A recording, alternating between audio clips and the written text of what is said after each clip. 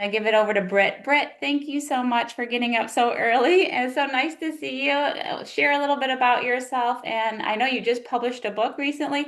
Love to hear about it. And then a little bit about your story so that people can understand that, just know a little bit about you.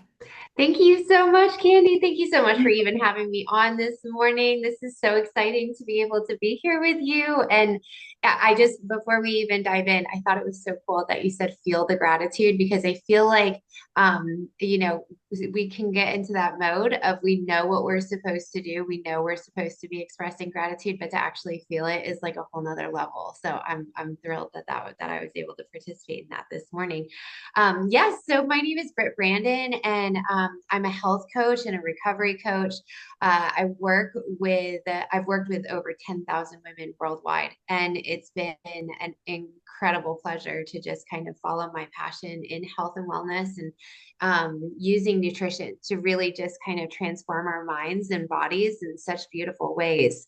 And so, in the process of pursuing a career in the health and wellness field with, certifications, whether they be in personal training or nutrition specialization, yoga, Pilates, all of the fun things. I've been able to also pursue, since I was little, I've wanted to be an author. So I have 25 published books and have been able to, just love every minute of that pursuit as well. So it's been a cool ride. And this most recent book has actually it was a passion project of mine. So all other books were actually published through Simon and Schuster, and then when I was proposing this most recent book, and it's entitled "She Rises and Thrives: Loving Life in Recovery," and it started out as a book that was geared towards or designed for women in recovery from addiction, but it really expanded to include addiction and abuse and trauma of all kinds. And trauma could even be something like menopause or, empty nest syndrome. Like, I mean, there's so many different areas of our life that we kind of like poo poo away, but they really are jarring because they're just such big changes. So I was able to kind of expand to include those things as my clients were actually reading the book and giving me feedback. But it really just includes my story of, when I was first married, I was in an abusive relationship that, because I kind of thought if I just did my best and really worked hard at it, that it would, that it would get better. And that's rarely the case and was not for me. So, but I had three beautiful children along the way. And when um, after we were married for about 14 years, that relationship got too scary to stay. So I became a single mom, of three amazing children, but really relied on alcohol to be able to get me through a lot of the really hard parts of my life.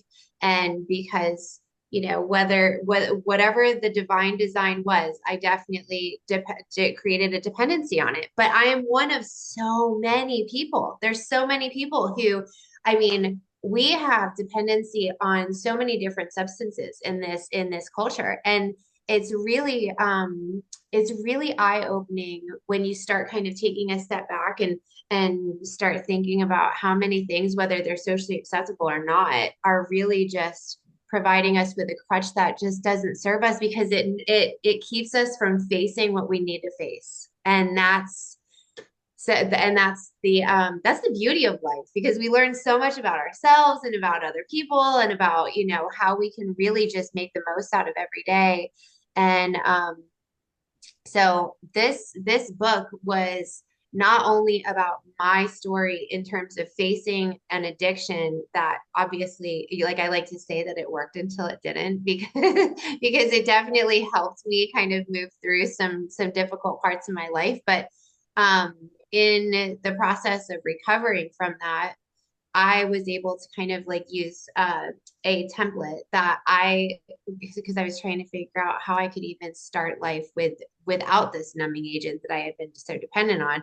And so I really just kind of took all of the principles that I had been using successfully with clients over the years and started applying them to myself. And so this book is the whittled down, concise delivery of faith, food, fitness, fun, fellowship, and sleep.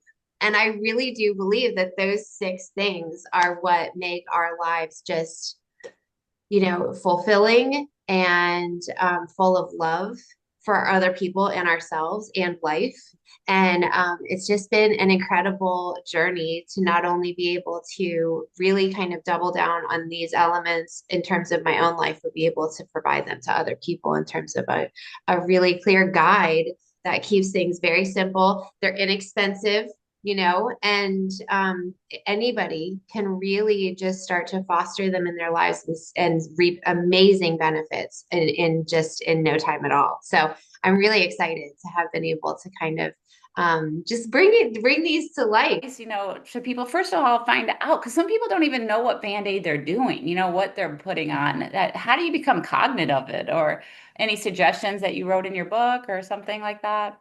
So one of and this will probably resonate with you because that whole feeling of gratitude. So um anxiety is a really great guide to Mhm. where your band-aids are because it's just where you're not in alignment. And that can be with people, that can be with environments, that can be, I mean, situations. And it's our body providing us with the cues and clues that we need in order to be able to safeguard ourselves from whatever it is that we have going on. And so, I mean, I was actually just in in a relationship that it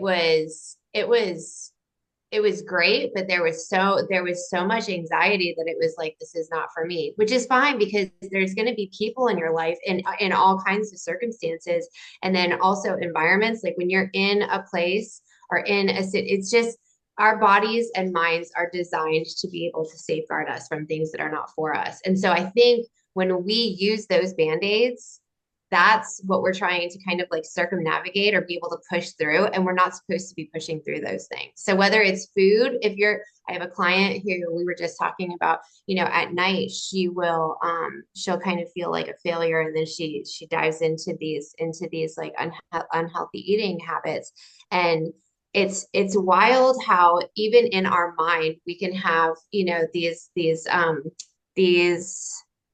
unhealthy environments. Like our mind can be an unhealthy environment. And so journaling is a big thing. Meditation is another big thing. Mhm. Breathwork is another big thing. And it's kind of like we have to get back. I read this thing this morning about how like it's us and us against the world, like it's you and you. And it's such a beautiful thing when you start to think about it that way. But it's like we have to get to a place where we really like ourselves and respect ourselves in order to safeguard ourselves from whatever it is that's not for us. Well, and the big thing is, I feel like once you have it, it's like, oh my goodness, this is what was missing. Because for myself, I mean, whether you're in an abusive relationship and you're intentionally being, secluded or isolated, or if you're dealing with something that evokes guilt and shame, like addiction, or you don't want people to see, so you self-isolate. So, but when you're around, and I use the word fellowship because I love the word fellowship. I think whether it's in prayer or friendship, I mean, I think of it in terms of being able to walk with people who you love, and but my whole thing is it's about being able to show up authentically as you and have other people reflect to you that they see you, they respect you, and they value you as who you are. And that is incredible to be able to have that kind of like you just are who you are. You're not showing up as your representative, but you just really enjoy spending time with people and you can share the burden of life, right? And I know COVID kind of made it so that virtual relationships are more possible, which I think is a great thing. But it can be really easy to fall into a cycle where you really have limited exposure to other people, especially when you have like-minded people, when you join a group or a community, or you belong even to a community of your neighborhood, it's like you share a commonality with people that kind of connects you. And that's a beautiful thing. Britt, I just want to thank you again. And I know, like, kind of restate what you said. It's really about respecting yourself, honoring yourself.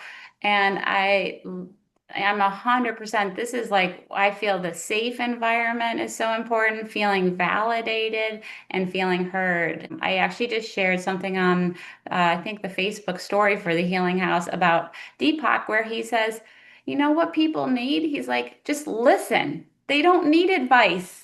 They need someone to feel safe. Exactly what you just said. So that must be the message. And it's a huge message for me, like what I want to create for people. Somebody to feel safe around me, to feel heard, to feel like they are who they are. They could be anybody, and I'm going to love them no matter what. They can be an idiot. They could be a ding dong. They could be sweet, and know that I'm going to love them. They can cry. They can talk about people, and I'm still going to love them no matter what. People make mistakes. I want to be that for people. And I think if we can all be that for somebody, that's the power. That's your gift. That's one of your gifts that everybody can share, right? And I think that a lot of times people don't want advice. They just want to feel like they're seen. I'll put your book and your link. It is on Amazon, right? It absolutely is. And you can visit my website, sheriseandthrives.com. And that's where we have the book, we have courses, we have one-on-one time with me, whatever I can do to, like, I just like to say, I'm here and happy to help however I can. Awesome. And you're a coach, so you could help people with nutrition. You could help people with, yeah, Absolutely. I think that's awesome. So, Britt, thank you. It's so nice to see you this morning, and everybody, thank you so Thank much you. for joining me. Thank you so much.